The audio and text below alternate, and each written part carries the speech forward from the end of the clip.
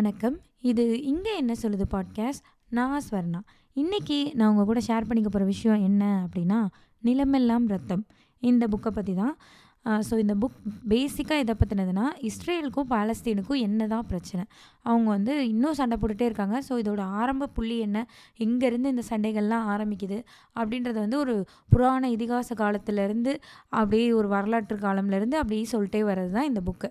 So இந்த book நான் ஒரு 1 இயர் முன்னாடி படித்தேன். நம்ம எங்கென்ன சொல்லுது பாட்காஸ்ட்டில் இதோட ஒரு எபிசோடும் இருக்கும். அந்த எபிசோடோட கண்டினியூவேஷன் தான் இந்த எபிசோட்.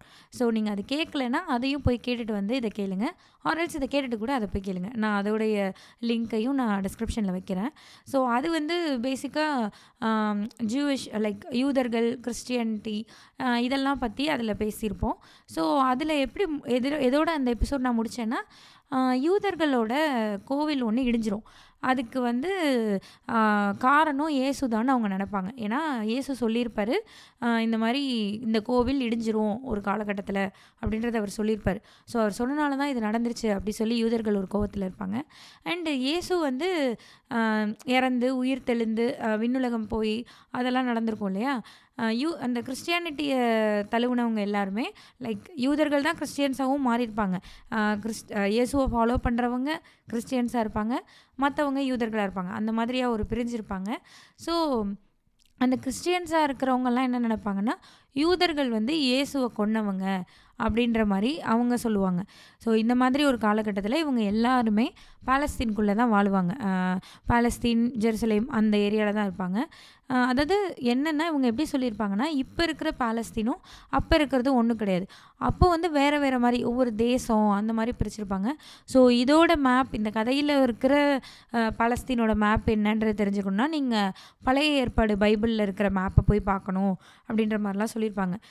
ஸோ காசா எல்லாமே எதுன்னு உங்களுக்கு ஈஸியாக புரியும், இப்போ உள்ளதையும் அதையும் நீங்கள் கம்பேர் பண்ணி பார்க்கலான்னு சொல்லியிருப்பாங்க. ஸோ என்ன நடக்கும்னா, ரோமன் எம்பையர்ஸ் வந்து உள்ளே வர ஆரம்பிப்பாங்க. அவங்களோட காலனிகளாக இந்த ஊரெலாம், இந்த நாடெல்லாம் மாற ஆரம்பிக்கும். அப்போது இந்த யூதர்களுக்கு முக்கியமான பிரச்சனையாக என்ன இருக்கும்னா, ஒரு சைடு கிறிஸ்டியானிட்டி வளர்ந்துட்டே இருக்கும். அவங்க வந்து நிறைய இடத்துக்கு போய் அவங்கள பிரச்சாரம் பண்ணிட்டே இருப்பாங்க. நிறைய பேர் அவங்க மதத்துக்கு மாறிட்டே இருப்பாங்க. அண்ட் மெயின்லி யூதர்களும் அவங்களுடைய மதத்துக்கு வந்து மாறிட்டே இருப்பாங்க. அப்புறம் அங்கே அரேபியர்களும் இருப்பாங்க. இந்த நாட்டுக்குள்ளே யாரெல்லாம் இருப்பாங்கன்னா, அரேபியர்கள், யூதர்கள், அப்புறம் கிறிஸ்டியன்ஸ் இவங்க இருக்கிறாங்க. இதில் அரேபியர்களுக்கு ப்ராப்பரான கார்டன் எதுவும் கிடையாது. இன்னும் இஸ்லாமிசமே அவங்களுக்குள்ளே வரல. ஸோ அவங்க நிறைய குரு தெய்வங்களை, சின்ன சின்ன சிறு தெய்வ வழிபாட்டில் தான் அவங்க இருப்பாங்க. அண்டு யூதர்கள் வந்து ஒரு ஸ்ட்ராங் கல்ச்சரோடு இருப்பாங்க. கிறிஸ்டியானிட்டின்றது ஜீசஸை ஃபாலோ பண்ணுறவங்க எல்லாரும் கிறிஸ்டியானிட்டியாக இருப்பாங்க. ஸோ இந்த இதுக்குள்ளே ரோமன் எம்பையர் வரும். அப்போது ரோமன் எம்பையரில் வந்து என்ன சொல்லுவாங்கன்னா, அவங்க நீங்கள் வந்து அந்த மன்னரை தான் கும்பிடணும் அப்படின்ற மாதிரி ஒரு இஷ்யூ இருக்கும். ஸோ அதுக்கு இவங்களுக்கு அதுவும் யூதர்களுக்கு ஒரு பிரச்சனையாக இருக்கும். கிறிஸ்டியானிட்டி வந்து அதிகமாக ஸ்ப்ரெட் ஆகிறதும் ஒரு பிரச்சனையாக இருக்கும். இந்த மாதிரியான விஷயங்கள்லாம் போயிட்டுருக்கும்.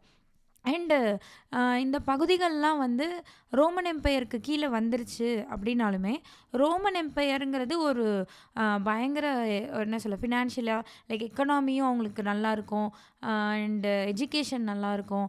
அவங்க ரிச் வேல்யூஸ் வச்சுருப்பாங்க, ரிச் கல்ச்சர் இருக்கும், எல்லாமே இருக்கும். ஆனால் அவங்களோட காலனி ஆதிக்கம் செலுத்தின எந்த நாட்டிலையுமே அதெல்லாம் இருக்காது. அவங்கெல்லாம் வறுமையில் தான் இருப்பாங்க. ரோமன் வந்து எல்லா இடத்தையும் பிடிச்சி வச்சுக்கும். பட் எல்லா இடத்தையும் நல்லா டெவலப் பண்ணணும்லாம் அவங்க ஒர்க் பண்ணல.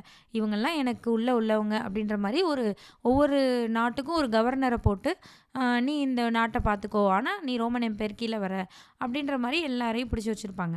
ஸோ இந்த மாதிரி நடந்தோன்னே இந்த டெம்பிள் இடிஞ்சது இல்லையா, அதுக்கப்புறம் இந்த சிலாடுன்னு ஒரு அமைப்பை பற்றிலாம் நம்ம பேசியிருப்போம். ஸோ அது வந்து ஜீவிஷோட ஒரு அமைப்பு. தனி நாடு வேணும், தனி சுதந்திரம் வேணும்னு நினைக்கிற ஒரு அமைப்பு அது. அவங்க வந்து தொடர்ந்து போர் புரிஞ்சிட்டே இருப்பாங்க. தோற்றுக்கிட்டே தான் இருப்பாங்க, ஆனால் போர் புரிஞ்சிட்டே இருப்பாங்க. ரோமன் எம்பையர் கூட சண்டை போட்டுக்கிட்டே இருப்பாங்க. ஒவ்வொரு தடவையும் தோற்றுக்கிட்டே இருப்பாங்க. ஆனாலுமே அவங்களுக்கு தெரியும், நம்ம தோற்றுருவோம், நம்மகிட்ட படைபலம் இல்லை, எதுவுமே இல்லை, நம்மகிட்ட எதுவுமே இல்லை, லைக் சண்டை போட்டு ஜெயிக்கிற அளவுக்கு நம்மகிட்ட எதுவுமே இல்லைன்னு தெரிஞ்சாலுமே அவங்க சண்டை போட்டுகிட்டே இருப்பாங்க.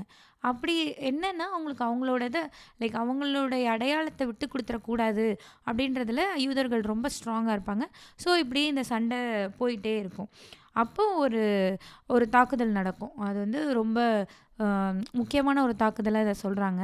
கொரில்லா தாக்குதல் முறையில ரோமன்ஸ் வந்து அந்த ரோமன் எம்பையர் வந்து அ ரோமானியர்கள் வந்து இவங்கள தாக்கிர்றாங்க யூதர்கள. என்னன்னா, நைட்டு நேரத்தில எல்லாரும் தூங்குறப்போ ஒரு வாரம் இல்லாம நைட் நேரத்தில எல்லாரும் தூங்குறப்ப, இவங்க பதுங்கி வந்து மொத்த பேரையும் நெருப்பு வச்சு கொளுத்தி கொல்றது. மொத்தமா கொன்றுறது. பெண்கள வந்து அவங்க பாலியல் ரீதியா துன்புறுத்துறது, குழந்தைகள் யார் என்னன்னே பார்க்காம மொத்தமா அழிச்சிருக்காங்க. இதோடைய ட்ரேஸஸ் எங்க நமக்கு கிடைச்சிருக்குன்னா, 1960ஸ்ல இந்த மாரி இவ்ளோ பேர் இறந்திருக்காங்க அப்படின்றது வந்து அந்த ஆர்க்கியாலஜிலாம் பண்ணுவாங்கல்ல. ஸோ அந்த டைம்ல தான் இது கண்டுபிடிக்கப்பட்டிருக்கு. மோர் தென் ஹண்ட்ரட்ஸ் அந்த மாதிரி தௌசண்ட்ஸ் வர கூட இது போகலாம் அப்படின்ற மாரி சொல்றாங்க. அவ்ளோ பேர மொத்தமா கொன்றுருக்காங்க. இவங்க கொன்றுருக்காங்க. ப்ளஸ் இன்னொன்னு என்னன்னா, இவங்க கையில சிக்கி நம்ம சாகக்கூடாதுன்னு நெனச்ச நெறைய பேரு தற்கொலை பண்ணியும் செத்துருக்காங்க. ஒரு குகைக்குள்ள கண்டுபிடிச்சிருக்காங்க. அ ஒரு 30க்கும் மேற்பட்டவங்க ஒரு சின்ன குகைக்குள்ள மொத்தமா இருந்து அவங்க செத்து போயிருந்திருக்கிறாங்க. அந்த மாதிரியெல்லாம் குழந்தைகள், பெண்கள் எல்லாருமே இறந்திருக்காங்க. ஸோ இது வந்து யூதர்களுக்கு எதிரா நடந்த ஒரு அநியாயம். அவங்களுக்கு வந்து அதிக பேர் இந்த மாரி இறந்திருக்காங்க. அண்ட் இதுக்கப்புறம் என்ன என்ன பண்ணியிருக்காங்க அப்படின்னா, நீங்க திரும்ப திரும்ப வந்து இப்படி சண்டை போட்டுட்டே இருக்கிறீங்க. உங்களுக்கு வந்து அந்த ஆல்ரெடி என்ன பண்ணியிருப்பாங்கன்னா, கோவில இடிச்சிருப்பாங்க. ஸோ அகைன் என்ன பண்ணுவாங்கன்னா, நீ வந்து உன்னோட கல்ச்சுரல் வேல்யூ இருக்குன்னு நினைக்கிற இடத்துக்குள்ள இருக்கனால தானே இப்படி சண்டை போட்டுட்டே இருக்க. ஸோ நீ ஜெருசலேம்குள்ளேயே இருக்கக்கூடாது. அப்போ வந்து அது ஜெருசலேம் கிடையாது. ஜூடேயான்னு சொல்றாங்க. ஸோ அந்த ஜூடேயாக்குள்ளேயே நீ இருக்கக்கூடாது. அங்கேருந்து வெளியில போ அப்படி சொல்லிட்டு மொத்த யூதர்களையும் அங்கேருந்து வெளில துரத்தி விட்டுறாங்க. கடற்கரையோர பகுதிகள்ல போய் அவங்கள வாழ விடுறாங்க. ஊருக்கு நடுவுல இருந்தவங்கள கொண்டு போய் கடற்கரையோர பகுதியில அங்க போட்டுர்றாங்க. அங்கேயும் அவங்க ஒண்ணாலாம் இல்ல. யூதர்கள் எல்லாரும் ஒரு இடத்துலலாம் கிடையாது. பிரிஞ்சு தனித்தனி குடும்பங்களா வாழ வைக்கிறாங்க. அதுவும் அவங்க அரேபியர்களுக்கு நடுவுல வாழ வைக்கிறாங்க. ஸோ அந்த கடற்கரையோட பகுதி தான் இன்றைய காசா. அங்க தான் இவங்கள வந்து நாடு கடத்தி வெளியில போய் வாழ வைக்கிறாங்க. ஸோ அந்த காசாக்குள்ள தான் இப்போ யூதர்கள் இருக்காங்க. அரேபியர்களுக்கு நடுவுல. இந்த மாரி ஒரு சிச்சுவேஷன்ல இவங்களுக்கு திரும்ப எப்படி நம்ம சண்டை போடுறது?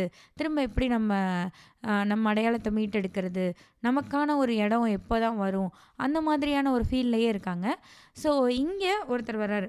ஜொஹானன் பென் ஜக்காய் அப்படி சொல்லி அவர சொல்றாங்க. அவரோட பேர் அது. அவர் வந்து என்ன சொல்றாருன்னா, இப்போ வந்து நம்ம சுதந்திரம் எப்போ வரும்னு நமக்கு தெரியாது. நம்மளால எப்போ போர் பண்ண முடியும்னு நமக்கு தெரியாது. நம்ம வந்து ரோமன்ஸ்க்கு ஈக்குவலா வரணும் அப்படின்னா, அவன்ட்ட என்னெல்லாம் இருக்கோ அதெல்லாம் நம்மட்டயும் இருக்கணும். அவன்கிட்ட வந்து காசு இருக்கா? நம்மளும் உழைப்போம். நம்மளும் பொருளாதார ரீதியா நம்ம பெருசாவோம். அவன்ட்ட வந்து படிப்பு இருக்கா? நம்மளும் படிப்போம். நம்மளும் நம்மளுடைய மொழிய மீட்டெடுப்போம். நம்மளுடைய கல்விய திரும்ப கொண்டு வருவோம். எல்லாரும் கல்வியறிவு இருந்தவங்களா இருப்போம். அவன்ட்ட கல்ச்சர் இருக்கா? அதுக்கு நம்மட்ட குறையே கிடையாது. நம்ம அவன விட ப ரொம்ப கல்ச்சர்ல அஹெட்டா இருக்கிற ஒரு ஆட்கள். ஸோ அவனுக்கு ஈக்குவலா நமக்கு மதிப்பும், மரியாதையும் வரணும் அப்படிங்கிறத வந்து அவர் சொல்றாரு. ஸோ அவர் என்ன பண்றாருன்னா, நெறைய கல்வி நிறுவனங்கள்லாம் வைக்கிறாங்க. கல்வி இதெல்லாம் அமைச்சு, குழந்தைங்களுக்கு வந்து படிப்பு சொல்லிக் குடுக்கணும். அண்ட் உங்க வேலைய வந்து நீங்க கரெக்ட்டா பார்க்கணும்.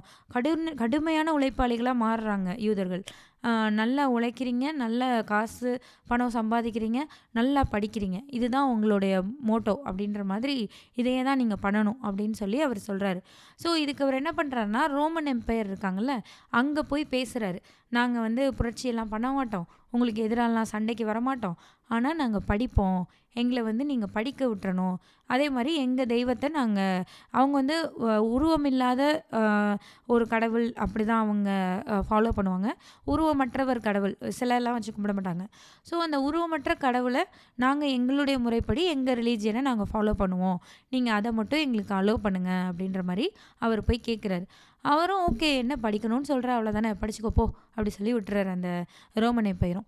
ஸோ இது என்னன்னா ஜஸ்ட் லைக் தட் நம்ம பார்க்கையில என்ன அவங்க படிக்கிறாங்க, வேலை பார்க்குறாங்க, சம்பாதிக்கிறாங்க. இது எல்லாருமே பண்ணுறது தானே அப்படின்ற மாதிரி தான் நமக்கு தோணும். ஆனால் இவங்க வந்து அதை வெறிகுண்டு பண்ணுறாங்க. லைக் எவ்வளோ வருஷம்னா ஒரு தவம் மாதிரி 45 வருஷமாக இதையே தான் அவங்க பண்ணிகிட்டே இருக்காங்க. எல்லாருமே படிக்கணும். அதே மாதிரி எல்லாருமே கடின உழைப்பாளியாக இருக்கணும். எல்லாருமே சம்பாதிக்கணும். அண்ட் அவங்களுடைய ரிலீஜியன் இருக்குல்ல, அது சொல்கிறத ஃபாலோ பண்ணணும், ப்ரே பண்ணணும். அவ்வளோதான் அவங்களோட கோலே. வேறு எதுவுமே கிடையாது. இதே மாதிரி அவங்க 45 இயர்ஸ் கண்டினியூஸாக இருந்திருக்காங்க. அண்டு இவங்க என்னென்னா இவங்களோட மொழியை மீட்டு எடுத்திருப்பாங்க அந்த இடத்துல தான். இவங்க ஹீப்ரூ தான் இவங்களோட மொழி. அது வந்து லைக் அது வந்து கிட்டத்தட்ட அழிஞ்சு போய் இருக்கும், அவ்வளோவா பழக்கத்தில் இல்லாமல் இருக்கும். திரும்பவும் மொழியை திரும்ப கொண்டு வருவாங்க அவங்க கல்ச்சரை மீட்டு எடுத்துகிட்டு வரதுக்கு. ஸோ அது பண்ணியிருப்பாங்க. அண்ட் தென் நிறைய சேஞ்சஸ் கொண்டு வந்திருப்பாங்க அவங்களுடைய ரிலீஜியஸ் இதில் இருக்கும்ல, அதில் இல்லாமல் சில சில மாற்றங்கள் இந்த காலத்துக்கு ஏற்ற மாதிரி கொஞ்சம் கொஞ்சம் மாற்றிக்குவாங்க. முற்போக்காக கொஞ்சம் அவங்களுடைய நிபந்தனைகள் அவங்களுடைய இதெல்லாம் மாற்ற ஆரம்பிப்பாங்க. அதுக்கப்புறம் குருமார்கள் இருக்காங்கல்ல, இந்த டீச் பண்ணுறவங்க, கல்வியாளர்கள்னு சொல்கிறவங்க, அந்த டீச்சரை வந்து இவங்க வந்து ஈக்குவல் டு மதகுருமார்கள். அந்த ரிலீஜியனை ப்ரீச் பண்ணுறவங்க எந்த அளவுக்கு முக்கியமோ அதே மாதிரி பிள்ளைங்களுக்கு படிப்பு சொல்லி கொடுக்குறவங்களும் ரொம்ப முக்கியம் அப்படி சொல்லி 2 பேரையும் ஈக்குவலாக வைக்க ஆரம்பிப்பாங்க, ஈக்குவலி ரெஸ்பெக்ட் பண்ண ஆரம்பிப்பாங்க. ஸோ அந்த மாதிரி இவங்க ஒரு 45 இயர்ஸ் இருக்காங்க. நல்ல எஜுகேஷன் அவங்களுக்கு கிடைக்கிது. அண்ட் தென் நல்ல பொருளும் அவங்க ஈட்டுறாங்க. அந்த மாதிரி ஒரு ஃபினான்ஷியலி நல்ல ஒரு பொசிஷன்லேயும் அவங்க வராங்க. இவ்வளோக்கும் அவங்க எல்லாம் பிரிஞ்சு பிரிஞ்சு தான் இருக்காங்க. பட் அந்த கடற்கரையோரத்தில் இந்த மாதிரி படிக்கிறது மட்டும் ஒரு மெயின் வேலையாக பண்ணிகிட்டு இருக்காங்க. ஸோ இதுக்கப்புறம் என்ன பண்ணுறாங்க அப்படின்னா, ஒரு 45 இயர்ஸ் இதையே பண்ணதுக்கப்புறமா இங்கே மட்டும் இல்லை, லைக் பாலஸ்தீனுக்குள்ளே இருக்கிற அந்த காசாவில் இருக்கிற யூதர்கள் மட்டும் இல்லை, வெளியிலலாம் யூதர்கள் இருப்பாங்கல்ல, ஈஜிப்டு அந்த மாதிரி இடத்துல, லிபியா அந்த மாதிரி சில இடங்கள்லாம் சொல்லுவாங்க. ஸோ அங்கெல்லாம் இருக்கிற யூதர்களும் இதையே தான் ஃபாலோ பண்ணுறாங்க. அண்ட் அவங்க முறையாக 45 வருஷத்துக்கு அப்புறமா ஒரு புரட்சி பண்ண ஆரம்பிக்கிறாங்க. இதுவும் ரோமன் எம்பையருக்குள்ளே தான் இருக்குது. அந்த ஈஜிப்ட், லிபியா அந்த இடங்களும் அங்கே புரட்சி பண்ண ஆரம்பித்து தனக்குன்னு தனியாக ஒரு இடம் அப்படி சொல்லிட்டு அங்கே உள்ள கவர்னர்கள் எல்லாம் எதிர்க்கிறாங்க. இதை வந்து ரோமன் எம்பையர் வந்து எதிர்பார்க்கவே இல்லை. என்னடா 45 வருஷமாக சும்மா தான் இருந்தானுங்க, திடீர்னு இப்படி சண்டை போட்டுட்ருக்கானுங்க, அதுவும் வெளியில் இருக்கிறவனுங்க சண்டை போடுறாங்க. சண்டை போடுறதா இருந்தால் நம்ம ஜெருசலேமை விட்டு துரத்தி விட்ட காசா பகுதியில் வாழ்கிற இந்த யூதர்கள் தானே சண்டை போடணும். அதை விட்டுட்டு இவனுங்க ஏன் சண்டை போடுறானுங்க இப்படி அப்படின்னு அவங்களுக்கு ஒரு கன்ஃபியூஸ்டு ஸ்டேட்டில் இருக்காங்க. அதே மாதிரி அவங்க லைக் ப்ரிப்பேர்டாகவும் இல்லை. ஏன்னா 45 வருஷமாக எந்த பிரச்சனையுமே இல்லை. அந்த கவர்னர்ஸ்லாம் வந்து ஜாலியாக அவங்க பாட்டுக்கு இருந்திருக்காங்க. ஆர்மி அது இது அந்த மாதிரி எதுவுமே இல்லாமல் கேளிக்கைகளுக்கு என்டர்டைன்மெண்ட் வேல்யூஸ்லாம் நிறைய இம்பார்ட்டன்ஸ் கொடுத்து அந்த மாதிரி அவங்க இருந்திருக்காங்க. ஸோ அவங்க இதை எதிர்பார்க்கவே இல்லை. ஸோ எஜிப்ட், லிபியா அப்புறம் இன்னும் சில இடங்கள் அங்கெல்லாம் வந்து யூதர்கள் ஆட்சியை பிடிச்சிடுறாங்க, ரோமன் கவர்னரை அரெஸ்ட் பண்ணிடுறாங்க. இந்த மாதிரி நடந்துருது. ஸோ இவங்க மறுபடியும் அவங்களுக்குன்னு ஒரு இடம் அப்படின்ற மாதிரி அவங்களுடைய ரூல் அப்படின்ற மாதிரி வராங்க. ஆனால் அந்த பாலஸ்தீனுக்குள்ளே உள்ள காசா பகுதியில் இருக்கிறவங்க அமைதியாக தான் இருக்காங்க. அவங்க சண்டையெல்லாம் போடல, அவங்க பாட்டுக்கு தான் இருக்காங்க. ஸோ இது ரோமன் எம்பையருக்கும் ரொம்ப கன்ஃபியூசிங்காக இருக்குது. இப்படி இருக்கையில் ரோமன் என்ன பண்ணிடுறாங்கன்னா, இவங்க அதை கைப்பற்றிட்டாங்க தான், பட் ஸ்டில் அவங்களோட எம்பையர் பெருசு இல்லை. ஸோ அவங்க மறுபடியும் ஆட்கள் எல்லாம் அனுப்பி, நிறைய சோல்ஜர்ஸ் அனுப்பி இவங்களெல்லாம் அடித்து விரட்டி விட்டுறாங்க. மறுபடியும் அதே தான் என்ன நடக்குதுன்னா, யூதர்களில் நீ வந்து போராளியான்லாம் பார்க்காத, அவன் வந்து யூதர்களாக இருந்தாலே கொன்று அப்படின்ற மாதிரி ஒரு உத்தரவு பிறப்பிக்கிறாங்க. நிறைய யூதர்கள் இந்த இடத்துல கொல்லப்படுறாங்க. மறுபடியும் ரோமன் எம்பையர்கிட்டேயே போயிடுது ஆட்சி அதிகாரம். ஸோ இப்போ மறுபடியும் இவங்க ரொம்ப துவண்டு போயிடுறாங்க. என்ன செய்கிறதுன்னு இவங்களுக்கு தெரியல. இப்போது அவங்க என்ன நினைக்கிறாங்கன்னா, ஓகே நம்மகிட்ட படிப்பு இருக்குது, அதுக்கப்புறம் பொருளாதார ரீதியாகவும் வர்றோம், நம்மகிட்ட கல்ச்சர் இருக்குது, நம்ம வந்து இப்படி சண்டை போடணும் அப்படின்னா, இதுக்கு முன்னாடி நடந்த சண்டை எப்படின்னு இருக்குன்னா, ஒரு தலைமைலாம் இருக்காது. இவன் தான் ஹெட்டு, இவனுக்கு பின்னாடி தான் நம்ம போகிறோம், அந்த மாதிரி எதுவுமே இருக்காது. எல்லாருமே தலைவர்கள் தான், எல்லாருமே தளபதி தான் அப்படின்ற மாதிரி அவங்க சண்டை போட்டிருப்பாங்க. ஸோ இந்த இடத்துல இவங்களுக்குன்னு ஒரு இராணுவ அமைப்பு வேணும் அப்படின்றத இவங்க புரிஞ்சுக்க ஆரம்பிப்பாங்க. அப்போ ஒருத்தர் வராரு, சைமன் பார் கோச்பா. இவர் வந்து ரொம்ப ரொம்ப முக்கியமாக அவங்க யூதர்களோட வரலாற்றில் சொல்லப்படுற ஒருத்தர். இவர் என்ன பண்ணுறாரு அப்படின்னா, ஒரு புரட்சி படை மாதிரி வச்சுருக்காரு. புரட்சி படைனா ஒரு பேருக்கு மட்டும் புரட்சி படை இல்லை, அந்த படையே ஒரு புரட்சி படையாக தான் இருக்குது. நீங்கள் அதில் ஜாயின் பண்ணணும் அப்படின்னா அவங்க வந்து விரலை வெட்டிக்கணும். விரலை வெட்டிக்கணும்னா எப்படின்னா, யார் ஜாயின் பண்ணணும்னு நினைக்கிறாங்களோ அவங்க வந்து தானே வந்து தன்னோட விரலை தானே கட் பண்ணணும். அண்ட் கட் பண்ணுறப்போ அந்த வலி இருக்குது இல்லையா, அந்த வலியோ, அந்த இழப்போ அது எதையுமே அவங்க மூஞ்சில காட்டக்கூடாது. ரொம்ப ஸ்டபர்னா அவங்க எனக்கு தெரியும் நான் கட் பண்றேன் அப்படின்றத அ என்னோட நாட்டுக்காக நான் பண்றேன்ற மாரி அவங்க கட் பண்ணிட்டு தான் அவங்க அதுக்குள்ளேயே சேரணும். அந்த மாதிரி ஒரு ஒரு ஸ்ட்ராங்கான ஒரு படைய அவர் உருவாக்குவாரு. என்னன்னா, என் உயிர விட எனக்கு தனியா ஒரு நாடு அமையணுன்றது தான் எனக்கு முக்கியம். என்னோட சுதந்திரம், என் நாட்டோட சுதந்திரம் தான் முக்கியம். நான் செத்து போனா கூட பரவால்ல, அப்படின்னு மன உறுதி இருக்கவன் மட்டும் என் கூட வா, அப்படின்ற மாரி தான் அவர் சொல்லுவார். அண்ட் அவருடைய ஸ்பீச் எல்லாம் வந்து ரொம்ப ஃபயரா இருக்கும். ஃபயரா இருக்கும் இன் த சென்ஸ் அவரு அத உண்மையாவே பண்ணியிருக்காரு. ஃபயரா இருக்கணுன்றதுக்காக நாக்குல வந்து அவர் பேசுறதுக்கு முன்னாடி சூடு போட்டுட்டு பேசியிருக்காரு. அ ஒரு பழுத்து காய்ச்சின கம்பி இருக்கும்ல, அந்த சூடான கம்பிய வாயில வச்சுட்டு அவருடைய சுதந்திரத்த பத்தி, அந்த நாட்டினுடைய சுதந்திரத்த பத்திலாம் பேசியிருக்காரு. ஸோ இதெல்லாம் வந்து பயங்கர ரீச் ஆகுது அந்த நாட்ல உள்ள மக்களுக்கு. எல்லாருமே போராடணும் அப்படின்ற ஒரு தாட் எல்லாம் எல்லாருக்கும் வருது. ஸோ அவர் அந்த அளவுக்கு ஒரு ம் அ என்ன சொல்ல, ஒரு பசி, தூக்கம் எதுவுமே இல்லாம, சாப்பாடு, தண்ணி இல்லாம இத நோக்கியே ட்ரெயின் ஆயிட்டே இருக்கிறாங்க அவருடைய படைய சேர்ந்தவங்க. அண்ட் அவங்க ஒரு கட்டத்தில ஜெருசலேம் அடிக்கிறாங்க. அடிச்சு அந்த ரோமன் எம்பையர தொரத்தி விட்டு, அந்த கவர்னர தொரத்தி விட்டு புடிச்சிட்டாரு. அங்க ஜெருசலேம்குள்ளேயே அவங்களுடைய ஆட்சிய அமைச்சுட்டாங்க. அவர் ஹெட் ஆகுறாரு. அ தான் ஹெட் ஆனோன்றதுக்கான ஒரு அடையாளமா காயின்ஸ் எல்லாம் வெளியிடுறாரு. நெறைய பண்றாரு. லைக் எங்களுக்கான யூதர்களுக்கான ஒரு நாடு. அது வந்து ஜெருசலேம். அதுவும் அவங்களுடைய புனித தலமான ஜெருசலேமே அது வந்து அமையுது அப்படின்னு சொல்லி, ஒரு எழுச்சி மிகுந்த ஒரு படையா வந்து அவரு சூப்பரா அடிச்சு எல்லாம் உடைச்சு வந்து நிக்கிறாரு.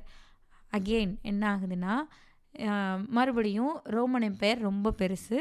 35,000 சோல்ஜர்ஸ அவங்க அனுப்புறாங்க. இந்த மாரி ஜெருசலேம் அவங்க கைப்பற்றிட்டாங்க அப்படின்றதுக்காக 35,000 சோல்ஜர்ஸ் அனுப்புறாங்க. இவருடைய படையில வெறும் 2,000 பேர் தான் இருக்காங்க. 2,000த்துக்கும் குறைஞ்ச மக்கள் தான் இவருடைய படையில இருக்காங்க. அந்த படைய 35,000 மனிதர்கள் கொண்ட ரோமானிய பேரரசு வந்து அடிச்சு உடைக்குது. ஸோ அது வார்ன்னு விட அது ஒரு அ என்ன சொல்ல, அப்படியே அவங்க எல்லாரையும் கொல்லு அப்படின்ற மாரி தான். மறுபடியும் அதே தான். ஒவ்வொரு யூதர்களையும் ரோட்டுக்கு கூட்டு வந்து நிறுத்தி, அதே ஜெருசலேம்ல வெட்டி கொல்றாங்க. அவ்ளோ பேர் குழந்தைகள், பெண்கள் அகெயின் அதே தான். எல்லாரையுமே கொல்றாங்க. இது வந்து அவங்களுக்கு ஒரு மிகப்பெரிய லாஸ் ஆகுது. ஒரு புரட்சிப்படை அதெல்லாம் அமைச்சு, அவங்க அவ்ளோ தூரம் வந்து ஒரு கைப்பற்றி இவ்வளவும் நடந்து லைக் இதெல்லாம் இயர்ஸ் கணக்குல நடக்குது. ஒரு நாள்ல இல்ல. வருடக்கணக்குல நடக்குது. அண்டு மொத்தமா அத மறுபடியும் வந்து ரோமன் எம்பையர் அடிச்சு உடைச்சிருது. ஸோ இதுக்கப்புறம் என்ன நடக்குதுன்னா, இவங்களுக்கு ஒரு ஆறுதலா யாருமே இல்ல. ஆறுதலா, தலைமையா அல்லது இவங்களுக்கு நல்லது சொல்றதுக்கு யாருமே இல்லாம, ரொம்ப தவிச்சு போய் இருக்கிறாங்க இவங்கலாம். என்ன செய்யறதுன்னே தெரியாது அப்படின்ற மாரி ஒரு நிலைமையில இருக்கிறாங்க. அப்போ என்ன நடக்குது அப்படின்னா, அக்கீபா பென் ஜோசப் அப்படின்னு ஒருத்தர் வராரு. அவர் வந்து ஒரு 90 வயசு அவருக்கு. அவர் ஏற்கனவே இருந்திருக்காரு தான். லைக் இந்த புரட்சி படையெல்லாம் வச்சிருந்திருக்காருல, அந்த கோச்பா புரட்சி படையெல்லாம் வச்சிருந்திருக்காருல, அந்த டைம்லேயே அவர் இருந்திருக்காரு தான். ஸோ அவர் வந்து அப்பயே அறியப்பட்டிருக்காரு. இந்த மதகுரு அந்த மாதிரி கேட்டகரியில வராரு அவரு. அவர ஜெயில்ல போட்டு வச்சிருக்காங்க. அண்ட் கோச்பாவும் எப்படி இறந்தாருன்றதே தெரியல. அவர அரெஸ்ட் பண்ணியிருக்காங்க. அப்புறமா அவர் இறந்து போயிருக்காரு. எப்படி இறந்தாரு என்னன்றத பத்தின குறிப்புகள்லாம் சரியா கிடைக்கல. ஸோ இந்த அக்கீபான்னு சொல்றாங்க அவர. அந்த அக்கீபா என்ன பண்றாரு அப்படின்னா, ஜெயிலுக்குள்ள இருந்து யூதர்களுக்கு சின்ன சின்ன செய்திகள வந்து அனுப்பிட்டே இருக்காரு. இவர் பண்ண ஒரு விஷயம் வந்து என்னன்னா, இவங்களுடைய புக்கு இப்போ குரான், பைபிள் மாரி புக்ஸ்லாம் இருக்குல்ல, அதே மாரி இவங்களுக்கான புக் என்னன்னா தோரா. அந்த தோரான்ற புக்க வந்து இவர் திரும்ப திரும்ப லைக் அவங்களோட புனித நூல் அது. அந்த புனித நூல அவர் திரும்ப திரும்ப படிச்சு, அதில இவங்க இதுவரை என்ன ஃபாலோ பண்ணியிருப்பாங்கன்னா, இவங்களுடைய ரிலீஜியஸ் இதெல்லாம் இருக்கும்ல, இது பண்ணணும் அப்படின்னு அந்த ரிச்சுவல்ஸ் அப்படி தான் பண்ணிகிட்ருப்பாங்க. இவர் வந்து எப்படி ஒரு மனுஷன் வாழணும் அப்படின்றதுக்கானத அந்த புக்கில் இருந்து அவர் படித்து எழுதி சின்ன சின்ன விஷயங்களா எழுதி எழுதி எல்லார்ட்டையும் யூதர்களுக்கு போய் சேர்ற மாதிரி அவர் வச்சுருக்காரு. இதோட பேசிக் ஐடியா என்னென்னா, ஃப்ரீடம் எப்போ வேணாலும் வரலாம். அகெயின் ஃப்ரீடம் எப்போ வேணாலும் வரலாம். இப்போ நமக்குன்னு ஒரு நாடு அமைஞ்சதுக்கப்புறமா தன்னை எப்படி ஆட்சி செஞ்சுக்கணுன்ற ஒரு அறிவு வந்து யூதர்களுக்கு இருக்கணும். அத வந்து குடுக்கறது தான் இவருடைய மோட்டோ. நாளைக்கு உனக்குன்னு ஒரு ஆட்சி அமைஞ்சதுக்கப்புறம் உன்னோட கொள்கை என்ன, நீ எப்படி அந்த நாட்டை வழிநடத்தணும், உன்னோட சட்டதிட்டங்கள் என்ன, அது எதை பேஸ் பண்ணி அதெல்லாம் இருக்கணும், அது தெரியலன்னா நீ இன்னொருத்தனோட தான் அகெயின் ரோமன் எப்படி ஆட்சி செய்கிறானோ அதே மாதிரி நீ பண்ணிகிட்ருப்ப. ஆனால் வந்து யூதர்களோட ஆட்சின்னு அதை சொல்லிக்குவேன். அந்த மாதிரி இருந்துரும், அப்படி இருக்கக்கூடாது அப்படின்னு சொல்லி இந்த தோரா அப்படின்ற அந்த புனித நூலில் இருந்து எப்படியா ஒரு ஆட்சி எப்படி அமையணும், என்னென்னலாம் அதில் இம்ப்ளிமெண்ட் பண்ணணும், ஒரு மனுஷனோட வாழ்க்கை எப்படி இருக்கணும், அந்த புனித நூல் பின்பற்றி அவங்க எப்படி வாழணும், இது எல்லாத்தையும் அவர் வந்து சொல்லிகிட்டே இருக்கிறாரு. அண்டு இது வந்து என்னென்னா, எனக்கு இதெல்லாம் படிக்கையில் ரொம்ப நல்லா இருந்தது. லைக் அவங்க எப்படி அவங்கள பில்ட் பண்ணி திரும்ப திரும்ப அடி வாங்கிட்டே இருப்பாங்க. நான் இந்த புக்கு ஏன் 1 இயருக்கு முன்னாடி படிக்கிறது நிறுத்தினேன்னா இதே ரீசன் தான். நானும் படிக்கிறேன் மறுபடியும் யூதர்கள் அடி வாங்கிட்டே இருக்காங்க. எழுந்து வருவாங்க, அடி வாங்குவாங்க மீன்ஸ் மொத்தமாக செத்து போவாங்க. வருவாங்க, மொத்தமாக செத்து போவாங்க. நல்ல பிளானோட வருவாங்க, கல்வியை முன்னிறுத்தணும்னு வருவாங்க, அண்டு இந்த மாதிரி ஆட்சி எப்படி அமையணுன்றதோட வருவாங்க, மறுபடியும் செத்து போவாங்க. எனக்கு வந்து இது ஐயோ என்னடா இது, இவனுங்க என்ன பண்ணாலும் வர முடியல இவனுங்களாலன்னு எனக்கே ஒரு மாதிரி ஆகி தான் இந்த புக்கை நான் பாதியில் நிறுத்தினேன். அண்ட் இன்னும் என்னென்னா ஹிட்லர்லாம் வரவே இல்லை இந்த புக்கில். வந்தால் அங்கேயும் அதே தான், மறுபடியும் இவங்க அடி தான் வாங்குவாங்க. ஸோ இந்த மாதிரி போயிட்டுருக்கோம். லைக் அதில் இன்னொன்று என்ன சொல்லியிருப்பாங்கன்னா, யூதர்கள் எப்படியான மனிதர்களாக இருப்பாங்கன்னா, நீ நாட்டோட எந்த மூலையில் வேணாலும் இரு, ஆனால் நீ யூதனாக தான் இருக்கணும். நீ லைக் அந்த கண்ட்ரி மட்டும் இல்லை, உலகத்தில் இருக்கிற எந்த மூலையில் எங்கே நீ இருந்தாலும் நீ ஒரு யூதன், உன்னோடைய அடையாளம் அது, அதை நீ விட்டு கொடுத்துடக்கூடாது. அண்ட் இவங்க என்ன சொல்லியிருப்பாங்கன்னா, ஒரு யூதர்களே புறப்பட்டு வாருங்கள் அப்படின்னு சொல்லி ஒரு டைமில் சொல்லியிருக்காங்க. அப்போ வந்து வேறு கண்ட்ரீஸில் இருந்த மொத்த யூதர்களும் அந்த இஸ்ரேலுக்குள்ளே வந்து நின்றுருக்காங்க. அது வந்து அப்போ இஸ்ரேல்னு ஒரு நாடு உருவாகுமா, போரில் நம்ம ஜெயிப்போமா, நமக்கான நாடு உருவாயிட்டா அங்கே நம்மளோட பொருளாதாரம் என்ன, அங்கே எப்படி வாழுவோம், இந்த கேள்வி யாருமே கேட்கல. வெளியில் அவ்வளோ பேரும் அங்கே அவங்களுக்குன்னு சம்பாதிச்சு ஒரு வீடு கட்டி அந்த மாதிரி வாழ்க்கையை நடத்திட்டு இருக்கவங்களா இருக்காங்க. ஆனால் வாங்கன்னு சொன்னோன்னே எல்லாரும் உள்ளே வந்திருக்காங்க அந்த இஸ்ரேல் இல்லை. ஸோ ஏன் இதெல்லாம் இன்னும் வரல இந்த கதைக்குள்ளே, பட் ஏன்னா அவங்க அவ்வளோ ஸ்ட்ராங் மென்டாலிட்டியோட தனக்கான அடையாளம், தனக்கான தனி உரிமை, நாடு அப்படின்றதுல ரொம்ப ஒரு டீப் ரூட்டடாக அவங்க இருந்துகிட்டே இருக்காங்க. ஏன்னா அவங்க வாங்கின அடி எப்படி அப்படின்னு நான் நினைக்கிறேன். ஸோ அவ்வளோ இதாக இருக்காங்க. அப்படி இருக்கிற மக்களுக்கு இந்த மாதிரி இந்த அக்கீபா அனுப்புகிற ஒரு சின்ன சின்ன செய்திகள்லாம் கூட பயங்கர ஒரு புத்துணர்வை தருது. ஓகே, இவர் இதை சொல்கிறாரா, நம்ம அதை ஃபாலோ பண்ணுவோம் அப்படியே போயிட்டே இருக்காங்க. அண்ட் அகெயின் இதையும் கண்டுபிடிச்சிடுறாங்க. அக்கீபா கொல்லப்படுறாரு, அவரும் செத்துறாரு. அவர் வந்து 90 வயசு, அவரை சித்திரவதை பண்ணி கொல்றாங்க. இது தெரிஞ்சோன்னா மறுபடியும் இவங்க டவுன் ஆகுறாங்க. இதுக்கப்புறம் என்ன ஆகுதுன்னா, இவங்களுக்கு இன்னொரு பெரிய பிரச்சனை வருது. இதுவரை ரோமன் எம்பையர் இருந்தது இல்லையா, அவங்க வந்து மன்னரை கும்பிடுன்னு சொல்கிற ஆட்கள். அண்டு சின்ன சின்ன கவர்னர்ஸ் தான் இவங்களெல்லாம் ஆண்டுட்டு இருந்திருக்காங்க. இதில் கிறிஸ்டியானிட்டி ஒரு சைடு ஸ்ப்ரெட் ஆகிட்டுருக்கு. இதுதான் இவங்களுக்கு பிரச்சனையாக இருந்தது இல்லையா. இப்போது ஒரு மிகப்பெரிய ஆட்சி மாற்றமாக என்ன நடக்குதுன்னா, கான்ஸ்டன்டைன் ஜோசப் அப்படின்ற ஒருத்தர் வந்து ஒரு ரோமன் மன்னர் கிங் ஒருத்தர் வந்து கிறிஸ்டியானிட்டியை தழுவுறாரு. அவ்வளோதான், சும்மாவே இவனுங்க வந்து நம்மளை வாழவே விட மாட்டானுங்க. மன்னரே வந்து கிறிஸ்டியானிட்டியை தழுவிட்டார். அவர் சும்மாவே இவங்கெல்லாம் யூதர்கள் தான் ஜீசஸை கொன்னவங்க, நீங்கள் எங்களுக்கு எதிரின்னு சொல்கிற ஆட்கள், இதுக்குள்ளே நம்ம எப்படி வாழ்கிறதுன்னு அவங்களுக்கு அடுத்த தலைவலியாக அது வருது. இப்படி வருது. ஸோ இந்த மாதிரி ஒரு ஆட்சி பொறுப்பில் இருக்கிற ஒருத்தவங்க ஒரு மதத்தை எடுத்துக்கிறாங்க அப்படின்னா அது ரொம்ப பெரிய மாற்றமாக சொல்கிறாங்க. ஏன்னா இதுவரை கிறிஸ்டியன்ஸ் வந்து என்ன சொல்ல, அவங்களுக்கு ஸ்ப்ரெட் பண்ணுறதுல ஒரு எதிர்ப்பு இருந்துகிட்டே தான் இருக்குது. அரேப் கிட்ட போய் ஸ்ப்ரெட் பண்ணுறாங்க, யூதர்கள் கிட்ட போய் ஸ்ப்ரெட் பண்ணுறாங்க, எல்லா இடத்துலையுமே லைக் அவங்களுடைய பரப்புரையை சொல்கிறாங்க. அது வந்து நிறைய பேர் வந்து அதை எதிராக தான் பார்க்குறாங்க. கல்லால் அடித்து கொள்கிறாங்க, துரத்தி விட்றாங்க, நீங்கள் வரவே கூடாதுன்னு சொல்கிறாங்க, அதெல்லாம் இருக்குது. ஆனால் ஒன்ஸ் அந்த மன்னரே கிறிஸ்டியனாக மாறினதுக்கப்புறமா அதெல்லாம் அவங்களால ஈஸியாக பண்ண முடியுது. ரொம்ப ஓப்பனாகவே பண்ணுறாங்க. அண்டு யாராலையும் அப்படி கல்லெல்லாம் அடிச்சுலாம் துரத்த முடியல. அவங்களுக்கு பிடிக்கலன்றத வந்து ஓகே எங்களுக்கு பிடிக்கலங்க நீங்கள் பண்ணுறது அப்படின்னு சொல்ல முடியுதே தவிர அவங்கள தடுக்கலாம் யாராலையுமே முடியல. இல்லை நீ பண்ணக்கூடாதுன்னு யாரும் வந்து தைரியமாக சொல்ல முடியல. ஸோ இந்த மாதிரியான ஒரு சூழல் ஏற்படுது. அப்போ என்ன ஆகுதுன்னா, நிறைய யூதர்கள் வந்து நீ எய்தர் கிறிஸ்டியானிட்டியை ஃபாலோ பண்ணு, இல்லைன்னா நாட்டை விட்டு ஓடிப்போ. அந்த மாதிரியான சூழ்நிலைக்கெல்லாம் தள்ளப்படுறாங்க. ஸோ நெறைய பேரு மறுபடியும் கிறிஸ்டியானிட்டிக்கு மாறுறாங்க. அட்லீஸ்ட் உயிர் வாழ்ந்தா போதுன்ற ஒரு இதில கிறிஸ்டியானிட்டிக்கு மாறுறாங்க. ஸோ இதெல்லாம் நடக்குது. இது என்னன்னா, எய்தர் யூதர்கள் வந்து கிறிஸ்டியானிட்டியா மாறிட்டே இருக்கிறாங்க ஒரு சைடு. இன்னொரு சைடு எதையாவது ஒரு போராட்டம் பண்ணி செத்துக்கிட்டே இருக்கிறாங்க. இப்போ யூதர்களோட கவுண்ட் வந்து ரொம்ப குறைஞ்சிட்டே தான் வருது. கம்மியான மக்கள் தான் இருக்காங்க. அண்ட் அவங்க என்னன்னா, ஆ இவங்க மத்த மதத்தினர போல என்னோட மதத்துக்கு மாறுன்னுலாம் இவங்க யாரையுமே சொல்ல மாட்றாங்க. என் மதத்தில நான் தான் இருப்பேன். நீ என் மதத்துக்குலாம் மாற முடியாது. இது என்னோட வேல்யூ, என்னோட கல்ச்சர் அப்படின்ற மாதிரியான ஒரு மனப்பாங்கோட இருக்கிறவங்களா தான் இவங்க இருக்காங்க. ஸோ இவங்க மத்தவங்கள யூதர்களா மாத்தவும் முடியாது இவங்களால. மாத்தவும் மாட்டாங்க. இப்படி தான் இவங்க போயிட்டுருக்காங்க. ஸோ இப்ப என்ன நடக்குதுன்னா, பெர்ஷியன் ஆர்மி வந்து வருது. ரோமன் இருக்கு இல்லையா? அதை எதிர்த்து சண்டை போடுறதுக்காக பெர்ஷியன்ஸ் வந்து வராங்க. ஸோ இவங்க என்ன பண்ணுறாங்கன்னா, யூதர்கள், நாங்கள் இந்த மாதிரி பாலஸ்தீனில் காசாவில் இருக்கிற யூதர்கள் எல்லாருமே உங்களுக்கு சப்போர்ட் பண்ணுறோம். நீங்கள் வந்து ரோமன்ஸை ஜெயிச்சிட்டிங்க அப்படின்னா எங்களுக்கு எங்களோட ஆட்சியை கொடுத்துடணும். நாங்கள் உங்களுடைய பெர்ஷியாவுக்கு கீழே நாங்கள் ஆட்சி புரிஞ்சுக்கிறோம். ஆனால் யூதர்களுக்கு ஒரு தனி இடம் கொடுத்துருங்க. நாங்கள் ஒரு தனியாக வாழ்ந்துக்கிறோம் அப்படின்னு சொல்லி அவங்க கேட்குறாங்க. ஸோ பெர்ஷியன்ஸும் ஓகேன்னு சொல்லிடுறாங்க. பெர்ஷியன்ஸும் யூதர்களும் ஜாயின் பண்ணுறாங்க. ரோமன் எம்பையரை அடித்து காலி பண்ணுறாங்க. அகெயின் இவங்க வந்து ஆட்சியை பிடிக்கிறாங்க. மறுபடியும் யூதர்கள் ஆட்சியை பிடிக்கிறாங்க. இங்கே என்ன நடக்குதுன்னா, கொஞ்சம் வருஷம் இப்படி தான் போயிட்டுருக்கு. ஒரு சில மாதங்கள் போகுது. ஒரு வருடமோ என்னமோ போயிடுது. பெர்ஷியன்ஸுக்கு தெரிய ஆரம்பிச்சிருச்சு. இந்த நாட்டுக்குள்ளே யூதர்களை விட கிறிஸ்டியன்ஸும் அராப்ஸும் தான் அதிகமாக இருக்காங்க.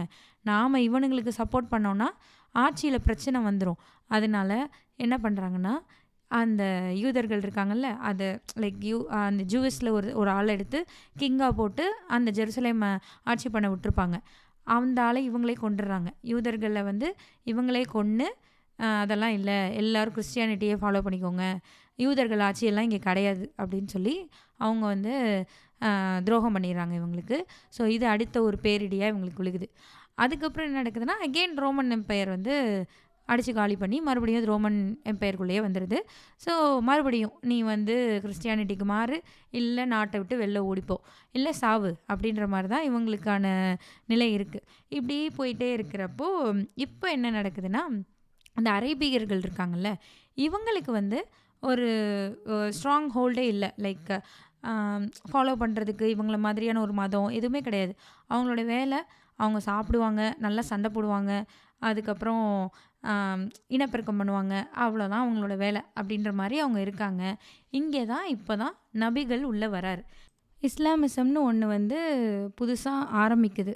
ஸோ இது என்னென்னா, இந்த நபிகள்ன்றவர் வந்து மற்றவங்கள மாதிரி இல்லை. ஸோ இப்போ எப்படி கிறிஸ்டியானிட்டி பற்றி லாஸ்ட் எபிசோடில் பார்த்தோம், ஜீசஸ் பற்றிலாம் பார்த்தோம்ல, அதே மாதிரி இதில் வந்து அவங்க நபிகளை பற்றி எழுதியிருக்காங்க. ஸோ இந்த மாதிரி இந்த ஒரு இறை தூதர் அந்த மாதிரிலாம் சொல்கிறாங்கல்ல, அந்த மாதிரி தோன்றினவங்களில் இவர் கொஞ்சம் வித்தியாசமாக இருக்கார். என்னென்னா, அவங்கெல்லாம் வந்து சடன்லி இன் அ டே அந்த மாதிரி என்லைட்டன் ஆகிட்டாங்க, தன்னை ஈஸியாக ஐடென்டிஃபை பண்ணிட்டாங்க தான் இறை தூதர்ன்றது. இவருக்கு வந்து அது ஒரு பெரிய ஸ்ட்ரகிளாக இருந்திருக்கு. இவர் ஜஸ்ட் இன் அ டேலாம் அவர் வந்து இறை தூதராக ஆகலை. சின்ன வயசுலேருந்தே ஆன்மீக பாதையில் இருந்திருக்காரு. அந்த மாதிரி தான் இருந்திருக்காரு. ஸோ ரொம்ப பொறுப்பாக இருந்திருக்காரு. மற்ற அரேபியர்கள் மாதிரி சண்டைக்கு போகிறது அப்படிலாம் இல்லை. இவருக்கும் படிப்பறிவெல்லாம் இல்லை. ஏன்னா இவங்களுக்கு அரேபியர்கள் யாருக்குமே படிப்பறிவெல்லாம் இல்லை. ஸோ இவரும் படித்ததெல்லாம் இல்லை. ஆனால் அவங்க கஃபான்னு சொல்கிற அந்த கோவில் இருக்குல்ல, மாஸ்க், இப்போ கூட மெக்காவில் இருக்குல்ல, அந்த அந்த புனித யாத்திரையெல்லாம் போகிறாங்கல்ல, அந்த இடத்துக்கு போவார், அவர் தொழுவார், அவர் இது பண்ணுவார். அந்த மாதிரி தான் இருந்திருக்காரு. ஸோ இவர் வந்து சின்ன வயசுலேருந்தே இவர் ஒரு இறை தூதர், நபிகள்னு இவர் அறியப்படுறதுக்கு முன்னாடியே நிறைய மக்களோடைய ஒரு நற்பெயரை பெற்றிருக்காரு. எப்படின்னா, இவர் ரொம்ப டிசிப்ளின்டான, ரெஸ்பான்சிபிளான, இறைபக்தி மிக்க ஒரு ஆள் அப்படின்னு இவ்வளோ சின்ன வயசுலேயே அப்படி இருக்காரு அப்படின்றது எல்லாருக்குமே தெரியும். இப்போ என்ன நடக்குதுன்னா, இவங்க வந்து ஒரு கோவில் மாதிரி ஒன்று கட்டணும் அப்படி சொல்லிட்டு பண்ணுறாங்க. அப்போது அரேபியர்கள். ஸோ அப்போ என்ன நடக்குதுன்னா, ஒரு புனித கல் ஒன்று அவங்க வச்சுருக்காங்க, ஏதோ ஒரு கல். ஸோ அது அவங்களுக்கு புனிதமானது. அத வந்து யார் பதிக்கிறது அப்படின்றதுக்குள்ள அவங்களுக்கு பிரச்சனை வருது. அதாவது அரேபியர்களுக்குள்ள நெறைய இனக்குழு இருக்காங்க. லைக் கேஸ்ட் மாரின்னு வச்சுக்கோங்களேன். அந்த மாரி அரேபியன்ஸ்லேயே நெறைய கேஸ்ட் மாரி இருக்காங்க. அதில எந்த இனக்குழு வந்து இத கல்ல போய் பதிக்கிறது? கோவில் எல்லாரும் சேர்ந்து தான் கட்டுறாங்க. ஆனா, இந்த கல்ல பதிக்கிறதுன்றது ஒரு பெருமைக்குரிய விஷயம் இல்லையா? ஸோ, அத யார் பண்றதுன்னு சண்டை போடுறாங்க அவங்க. அதுக்கு வா சண்டை போட்டுக்கலாம் வா அப்படி சொல்லி வராங்க. அப்போ அதில உள்ள அந்த பெரியவங்கலாம் என்னன்னா, மறுபடியும் இவங்க சண்டை போடுறாங்க. சண்டையெல்லாம் இல்லாம இருக்கணும். அப்படி சொல்லிட்டு இத எப்படி தவிர்க்கலான்னு சொல்றப்போ, ஓகே நாளைக்கு காலையில விடியிறப்போ யார் மொத இந்த கோயிலுக்குள்ள தொழுகுறதுக்கு வராங்களோ, அவங்கள வந்து அவங்க தான் இதுக்கு பதில் சொல்லணும். இந்த 4 இனக்குழுல எந்த குழு போய் இந்த மாதிரி கல்ல பதிக்கலான்றத அவங்களே சொல்லட்டும் அப்படின்னு சொல்றாங்க. ஸோ அப்போ ஒருத்தர் வராரு. விடியக்கூட இல்ல. விடியறதுக்கும் முன்னாடியே அவர் சாமி கும்பிட வந்துடுறாரு. ஸோ அவர் யாருன்னா, அவர் தான் நபிகள். அவர்ட்ட போய் கேட்குறாங்க, இதாங்க பஞ்சாயத்து. நீங்க தான் இதுக்கு தீர்ப்பு சொல்லணும். ஏன்னா நாங்க யார் ஃபர்ஸ்ட்டு கும்பிட வராங்களோ, அவங்கள தான் இதுக்கு ஜட்ஜா போட்டிருந்தோம். நீங்க தான் வந்தீங்க. நீங்க தான் தீர்ப்பு சொல்றீங்கன்ற மாரி அவங்க வந்து கேட்குறாங்க. அப்போ அவர் என்ன சொல்றாருன்னா, அவரு கழுத்தில போட்டிருக்க துண்ட எடுத்து கீழ விரிக்கிறாரு. நீங்க சொன்னீங்கல்ல கல்லு, அந்த கல்ல கொண்டு வாங்க அப்படி சொல்றாரு. அவங்க வந்து அந்த கல்ல கொண்டு வராங்க. இந்த துண்டுக்கு நடுவுல அந்த கல்ல வைங்க. வைக்கிறாங்க. இந்த துண்டோட ஒவ்வொரு முனையையும் அந்த ஒவ்வொரு இனக்குழுவ சேர்ந்தவங்களும் பிடிச்சுக்கோங்க, தூக்குங்க அப்படி சொல்றாரு. சரின்னு எல்லாரும் தூக்குறாங்க. அவ்வளோதான். அப்படியே போய் அந்த கல்ல எங்க பதிக்கணுமோ பதிச்சுக்கோங்க அப்படி சொல்லிடுறாரு. இது வந்து ஜஸ்ட் லைக் தட் ஒரு சிம்பிள் சொல்யூஷன் மாரி இருக்குல்ல. ஆனா இது ரொம்ப முக்கியமான ஒண்ணு. ஏன்னா, அதுவரைக்கும் அரேபியர்கள் வந்து அடிபிடி சண்டையோட தான் இருக்காங்க. அந்த இனக்குழுக்கள் சேர்ந்தெல்லாம் இல்ல. ஒரே சண்டையா தான் இருக்கு. அவங்களுக்குள்ளேயே அடிச்சுக்கிறாங்க. இந்த ஒரு விஷயம் ஒரு ஒற்றுமைய அவங்களுடைய வரலாற்றில ஒற்றுமைய வந்து பிரதிபலிக்கிற ஒரு விஷயமா இந்த கல்லு பதிச்சது வந்து இருக்கு. அண்ட் நபிகள் பத்தி நெறைய சொல்றாங்க. அவர் வந்து அ கதீஜான்னு ஒருத்தவங்கள கல்யாணம் பண்ணிக்கிறாரு. அண்ட் அவர் வந்து அவங்க ரொம்ப செல்வந்தரா இருக்காங்க. அந்த கதீஜான்றவங்க நல்ல காசு, பணம் உள்ளவங்களா இருக்காங்க.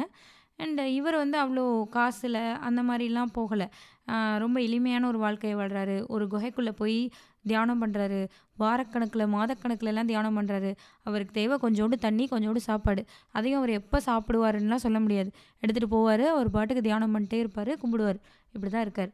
அதில இவர் இறை தூதரா அவர புரிஞ்சுக்க ஆரம்பிக்கிறாரு அப்படின்னா, இவங்க ஜிப்ரில்னு ஒண்ணு சொல்றாங்க. அதாவது இவர் மெடிடேஷன் பண்ணையில இவருக்கு ஒரு உருவம் தெரிஞ்சுட்டே இருக்கு. இனிஷியலா அதுக்கு அவருக்கு ரொம்ப பயமா இருக்கு. ஏதோ ஒரு உருவம் தெரியுது அப்படின்றப்போ. அப்புறம் கொஞ்சம் மங்கலா தெரிஞ்சது உருவமா தெரிய ஆரம்பிக்குது. பேச ஆரம்பிக்குது. அவர் குகைக்குள்ள போய் இந்த மாரி தியானம் பண்ணையிலலாம் இந்த உருவம் வர ஆரம்பிக்குது. அத வந்து அவங்க ஜிப்ரில்னு சொல்றாங்க. ஸோ அந்த ஜிப்ரில் வந்து யாருன்னா, இறைவன்ட்ட இருந்து வந்து இந்த தூதுவருக்கு மெசேஜ் சொல்ற ஒருத்தவங்க தான் அந்த ஜிப்ரில். ஸோ அவங்க தான் வந்து ஒவ்வொன்னா சொல்லிட்டே இருக்காங்க.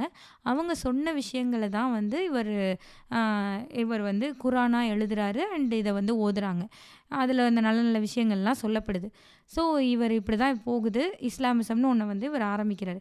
இத ஆரம்பிக்கல லைக் இதுதான் ஒரு மார்க்கம். இந்த மார்க்கத்த நம்ம ஃபாலோ பண்ணணுன்றத இவர் கொண்டு வராரு. ஒரு ஒழுங்குமுறைய கொண்டு வராரு.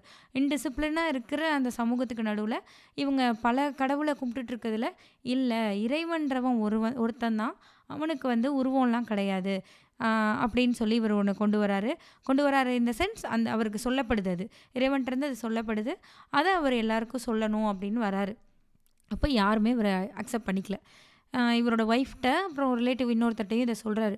அவங்க வந்து இவர நம்புறாங்க. பட் அவங்க சொல்றாங்க, "நீ வந்து இதனால ரொம்ப கஷ்டப்படுவ. எவனுமே உன்னைய நம்ப மாட்டான்." அப்படின்றத சொல்றாங்க. அவங்க சொன்ன மாதிரியே இவர யாருமே நம்பல. இவர வந்து எல்லாரும் எதிரியா தான் பார்க்குறாங்க. ஆனாலும் இவர் ரொம்ப சாந்தமா அவர் சொன்னத சொல்ட்டு, அந்த மாரி தான் இருக்காரு. இவங்க ரொம்பலாம் என்ன சொல்ல, ஒரு ஸ்ப்ரெட் பண்றது அல்லது இத போய் எல்லாருக்கும் சொல்றது, பரப்புரை இது எதுவுமே இவருக்கு நடக்கவே இல்ல. தான் இப்படி ஒரு மார்க்கத்த ம ஃபாலோ பண்றேன். இதுதான் நமக்கு சொல்லப்பட்டிருக்கு அப்படின்றத அவரு சொல்லிட்டே வராரு. இவர் ஒரு இறை தூதரா இருக்கிறாரு. ஆனா, என்ன சொல்றது? இப்போ வந்து அவரோட ஃபேமிலி, ஃப்ரெண்ட்ஸு அந்த மாதிரி ஒரு 40 பேருக்கு மட்டும் தான் இந்த மாரி விஷயங்கள் தெரியுது. இவங்க மட்டும் தான் இத ஃபாலோ பண்றாங்க. இப்ப என்னன்னா, இந்த கஃபா இருக்குல்ல, அது அந்த காலத்துலேருந்தே இருக்கு. ஆனா, அப்போ என்னன்னா, நெறைய சிறு தெய்வங்களும் அங்க இருந்திருக்கிறாங்க. இப்போ அதெல்லாம் கிடையாது. ஸோ, அந்த அந்த இடத்துக்கு அப்பயே வந்து அரேபியர்கள் புனித யாத்திரைலாம் வர்றாங்க தான். அங்க கும்பிடுவாங்க தான். ஸோ, அந்த மாரி வர்றவங்களுக்கு அம் இவர் ஒரு ஒரு அட்ராக்ஷனாக இருக்கார்.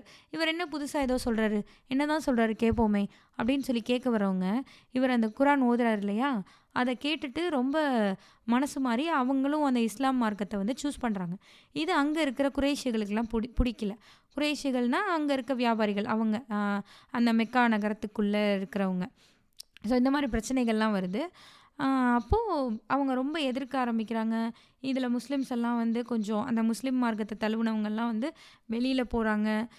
வெளில போய் எப்படியாவது பொழைக்கலான்னு போகிறாங்க. அங்கேயும் விடாமல் அவங்கள துரத்துறாங்க, அடிக்கிறாங்க, நிறைய நடக்குது. ஸோ ஒன்ஸ் இவரை டிஃபெண்ட் பண்ணிக்கிறதுக்காக இவங்க வந்து திரும்ப அடிச்சிருக்காங்க. அப்போ முத ரத்தம்லாம் சிந்துது. அப்போது இவர் நபிகள் என்ன சொல்கிறார், முகமது என்ன சொல்கிறாருன்னா, இல்லை நீ டிஃபெண்ட் பண்ணிக்கிறதுக்காக கூட நீ வந்து மற்றவங்கள தாக்கக்கூடாது, அந்த மாதிரி தான் நம்ம இருக்கணும் அப்படின்றதெல்லாம் இவர் சொல்கிறார். ஸோ இப்படியே போயிட்டே இருக்குது. இவரை யாருமே அக்செப்ட்லாம் பண்ணிக்கல. ரொம்ப ரொம்ப ரொம்ப ஸ்லோவாக தான் இந்த மார்க்கம் வந்து வளர்ந்துருக்கு. அதுலேயும் என்னென்னா, இவர் சொல்கிற அந்த குரான் ஓதுறாங்க இல்லையா, அதை கேட்குறப்போ வந்து சில பேருக்கு புரிஞ்சிருது. இது வந்து ஒரு மனுஷனால் இதெல்லாம் சொல்லவே முடியாது. இதில் உள்ள வார்த்தைகளும் இதில் உள்ள அந்த பவரும் அந்த எனர்ஜியும் ஒரு மனிதர்கிட்ட இருந்து வரவே முடியாது. அப்போ கண்டிப்பாக இது இறைவனால் சொல்லப்பட்டது அண்ட் இவர் இறை தூதர் அப்படின்றத கொஞ்சம் பேர் நம்ப ஆரம்பிக்கிறாங்க. கொஞ்சம் பேர் அப்படியே ஃபாலோ பண்ணவும் ஆரம்பிக்கிறாங்க. ஆனால் மெஜாரிட்டி ஆஃப் த பீப்புள் நம்பவே இல்லை. இன்னொரு சைடு என்னெல்லாம் பண்ணுறாங்கன்னா, இவரை போய் டெஸ்ட்லாம் பண்ணுறாங்க. நீ இறை தூதர் தானே, நீ பெரிய ஆள் தானே, இந்த நிலா இருக்குது பார்த்தியா, பௌர்ணமி நிலா, அதை 2ஆக பொளந்து காட்டு அப்படிலாம் வந்து சொல்கிறாங்க. இவரும் கண்ணை மூடி உட்கார்றாரு. ஒரு பௌர்ணமி நிலா வந்து 2 பிறையாக பெரியெல்லாம் செய்யுது.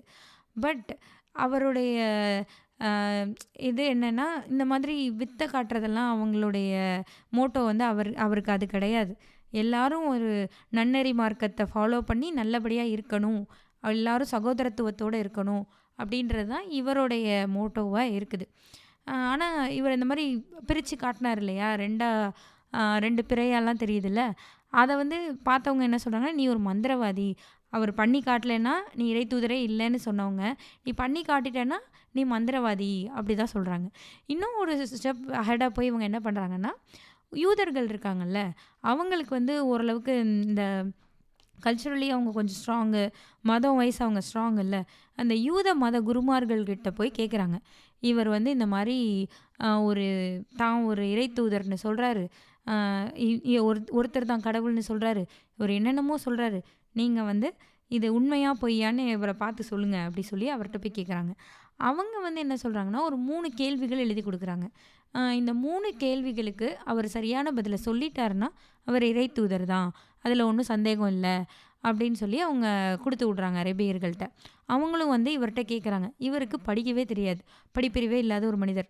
ஸோ இதுக்கு எப்படி இவர் பதில் சொல்ல போகிறாரு அப்படிங்கிற மாதிரி இருக்கப்போ அவர் என்ன சொல்கிறாருன்னா, நாளைக்கு நான் இதுக்கு பதில் சொல்கிறேன் அப்படின்னு சொல்லிடுறாரு. என்னென்னா, இவரெல்லாம் எதுவும் சொல்ல மாட்டார். அந்த ஜிப்ரில் இருக்குல்ல, அது வந்து என்ன சொல்லுதோ அதுதான் கடவுளோட குரல். ஸோ அதை தான் இவர் சொல்லுவார். ஸோ நாளைக்கு நான் சொல்கிறேன் அப்படின்ற மாதிரி இவர் சொல்லிட்டார். சொன்னால் அடுத்த நாள் போய் ஒரு தியானத்தில் உட்காந்தா ஜிப்ரில் வரவே இல்லை. நாட்கணக்கில் ஆகுது, வாரக்கணக்கில் ஆகுது, வரவே இல்லை. ஆனால் அது கண்டிப்பாக வரும், நமக்கான பதிலை சொல்லுன்ற ஒரு நம்பிக்கையோடு மட்டும் இவர் இருக்கார். அந்நேரத்துக்கு மறுபடியும் அரேபியர்கள்லாம் என்ன பண்ணுறாங்கன்னா, இவரை நிறைய பேர் ஏளனம் பண்ண ஆரம்பிக்கிறாங்க. இவர் வந்து சும்மா போய் பார்த்தியா ஒன்றும் பதிலே தெரில இந்த ஆளுக்கு அப்படின்ற மாதிரி அவங்க கிண்டல் பண்ண ஆரம்பிச்சிடுறாங்க. ஸோ இப்படி போகுது. ஏன் அந்த ஜிப்ரில் உடனே வரல அப்படின்னா, இவர் யார் அதை சொல்கிறதுக்கு, நாளைக்கு பதில் கொடுத்துருவேன் அப்படின்றத சொல்கிறதுக்கு இவர் யார்? இவர் கடவுள் இல்லை, இறை தூதர் தான் இல்லையா? அல்லாவின் ஆணைப்படி அல்லாஹ் சொல்கிறது தானே நடக்கணும். பட் இவர் நான் சொல்கிறேன் நாளைக்கு நடந்துரும் அப்படின்னு ஒன்று சொல்லிட்டார்ல, அதனால தான் அந்த ஜிப்ரில் வந்து வரல. அண்ட் லேட்டர் ஆன் அது வரையில் இந்த 3 கேள்விகளுக்கு ஆன்சரும் சொல்லுது. அண்ட் ஒன் மோர் திங் என்னென்னா, அந்த அந்த இப்போயுமே முஸ்லிம்ஸ் சொல்கிறாங்க இல்லையா, இன்ஷா அல்லாஹ், அது வந்து இங்கே தான் வருது முத அல்லாஹ் மனசு வச்சா, அல்லாஹ் ஆசைப்பட்டா இது நடக்கும்னு தான் அவங்க சொல்லலாமே தவிர, இது நடக்கும் அது நடக்கும் அப்படின்ற மாதிரிலாம் அவங்க சொல்ல முடியாது. ஸோ எல்லாமே அல்லாஹ் ஆசைப்பட்டால், அல்லாஹ் நினச்சா, இறைவன் நினச்சாதான் அப்படிங்கிறது தான் அந்த இன்ஷா அல்லாஹ். ஸோ அதை வந்து அந்த இன்ஷா அல்லாவை அங்கே தான் வருது. ஸோ இவரெல்லாம் எதுவும் சொல்லிட முடியாது, இறைவன் சொல்கிறத தான் சொல்ல முடியும் அப்படின்றது அவருக்கு அந்த இடத்துல புரியுது.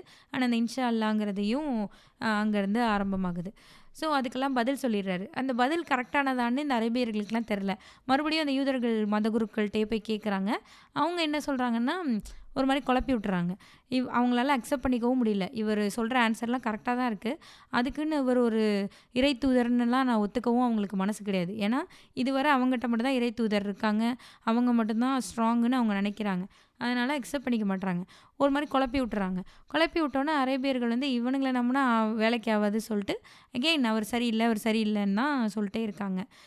இந்த மாரி இருக்கையில ஒரு கட்டத்தில இவரோட உயிருக்கே ஆபத்தாயிரும் அப்படின்ற ஒரு கட்டம் வந்து வருது. இருந்தாலுமே அவர் அந்த நாட்ட விட்டு வெளியவே போகல. அங்கேயே தான் இருக்காரு. ஸோ ஒரு கட்டத்தில நெறைய பேரு இவர் வந்து யாருமே முகமது அவர்கள் வந்து ஒரு தலைவராவும் இருந்திருக்கிறாரு.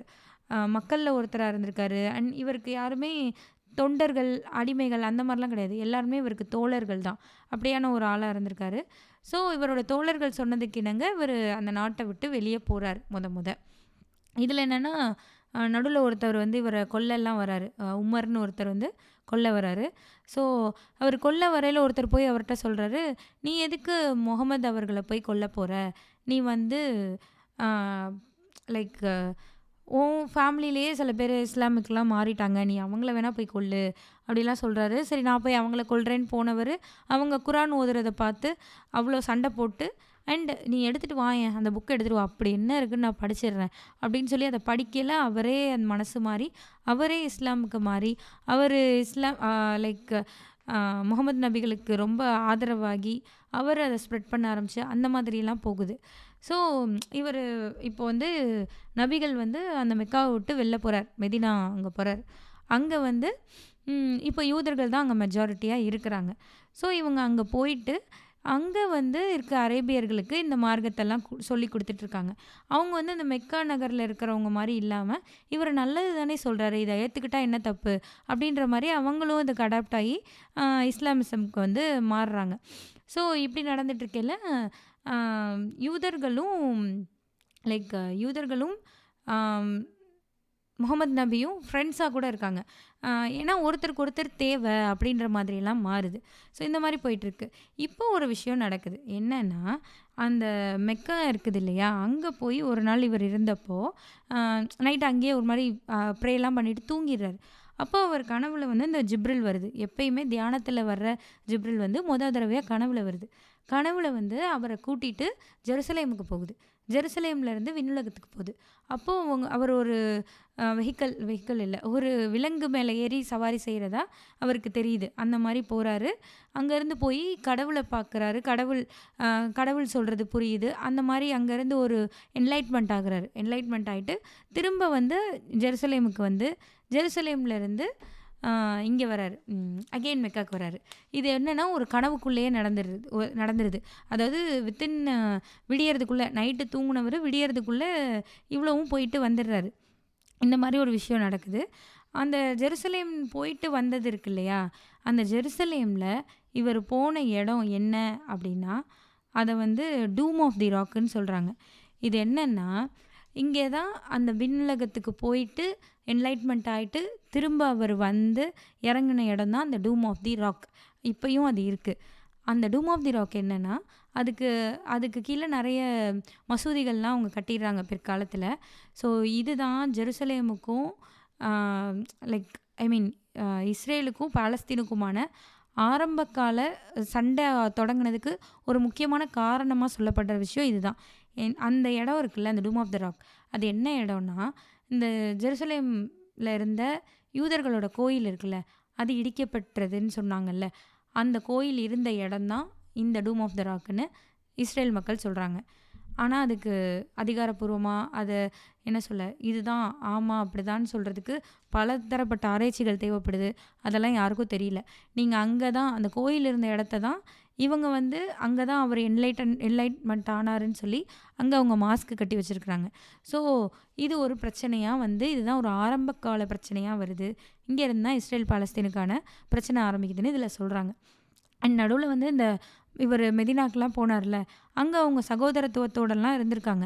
ரொம்ப நல்லா ஒரு இதுக்கான கரெக்டான ஹிஸ்ட்ரி இல்லன்னு சொல்றாங்க. அவங்க வந்து ஒரு நல்ல பாண்டிங்கில பொண்ணு குடுத்து பொண்ணு எடுக்கிற மாரிலாம் இருந்திருக்காங்கன்னு ஒரு இடத்துல சொல்லப்படுது. யூதர்கள் சைடில் என்ன சொல்கிறாங்க, யூதர்களாக இருக்கவங்க வரலாறு எழுதியிருப்பாங்கல்ல, அவங்க என்ன சொல்கிறாங்கன்னா, ஒரு கட்டத்தில் முகமது நபிகளே யூத மதத்துக்கு பின்பற்றலான்ற ஒரு இடத்துக்கெல்லாம் அவர் வந்தார் அப்படின்னு அவங்க சொல்கிறாங்க.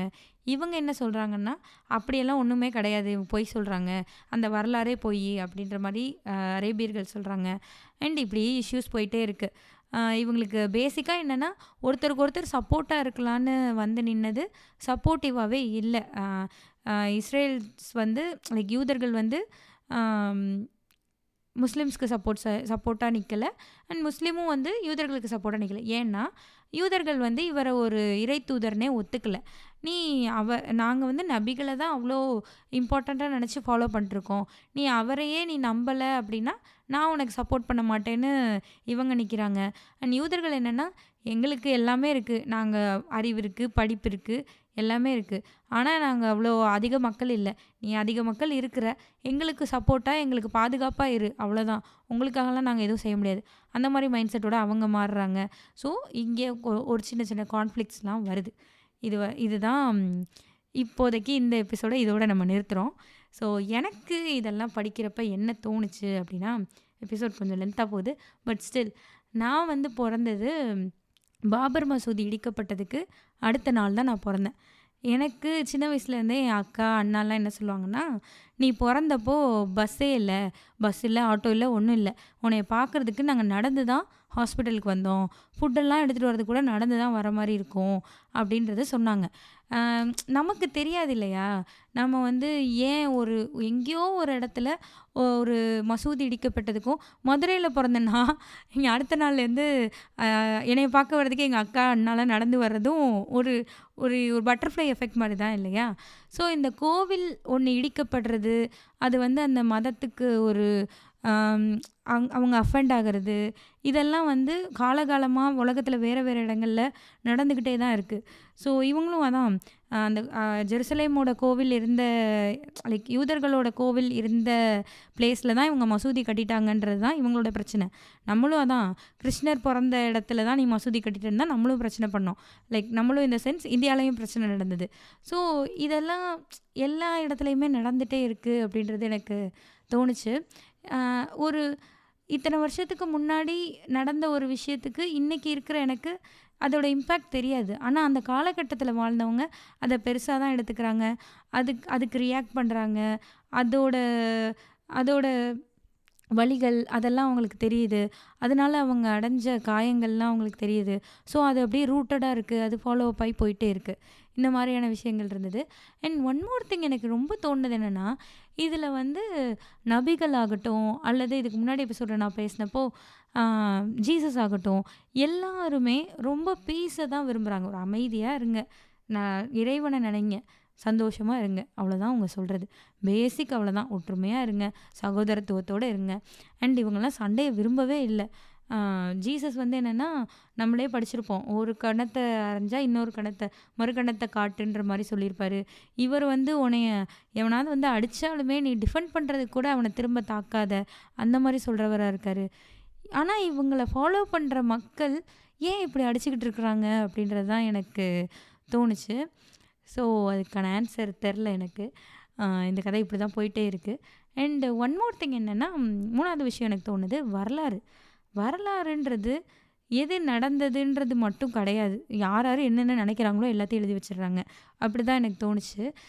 இதில் மெயினாக என்ன சொல்லியிருப்பாங்கன்னா, இந்த முஸ்லீம் மதம் இருக்குல்ல, அது வந்து பெருசாக பரப்புரை நிகழ்த்தப்படாத ஒரு மதம்.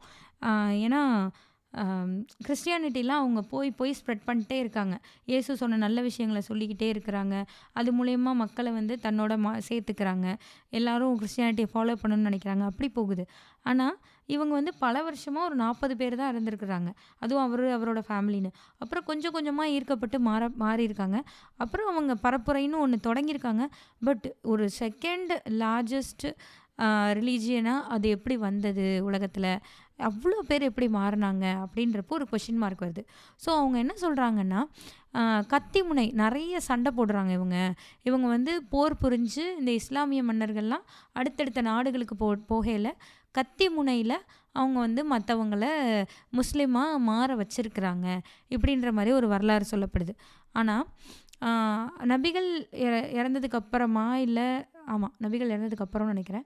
ஸோ சில போர்லாம் நடந்திருக்கு. ஆ இந்த யூத வரலாறு என்ன சொல்லுதுன்னா, கிட்டத்தட்ட 80 போர் நடந்திருக்கு. அது எல்லாத்துலயும் மக்கள மொத்தமா இவங்க வந்து ம் இந்த மாரி இஸ்லாம ஃபாலோ பண்ண வச்சிருக்காங்க, அப்படின்னு ஒருத்தர் சொல்றாரு.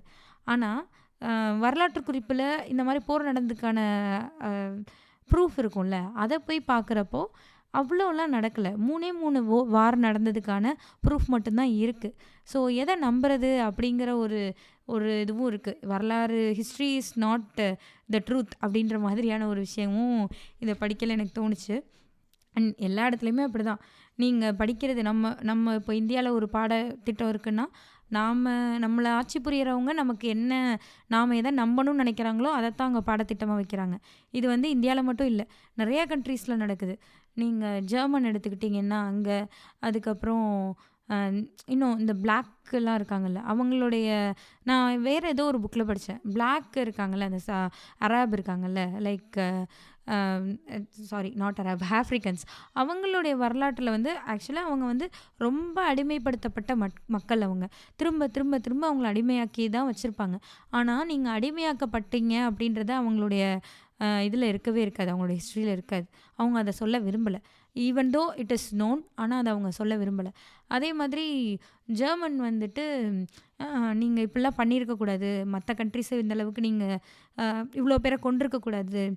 அதுக்கு நாங்க சாரியா ஃபீல் பண்றோம். அப்படின்ற மாதிரியான ஒரு பாடத்திட்டங்கள் இருக்கு. இதே இது வார்ல வந்து இவங்க ஜெயிச்சிருக்கல, வேற ஒருத்தவங்க ஜெயிச்சிருந்தாங்கன்னா, இவங்க ஹிஸ்ட்ரி வேறையா இருக்கும். இவங்க பிள்ளைங்களுக்கு சொல்லிக் குடுக்குற பாடம் வேறையா இருக்கும்.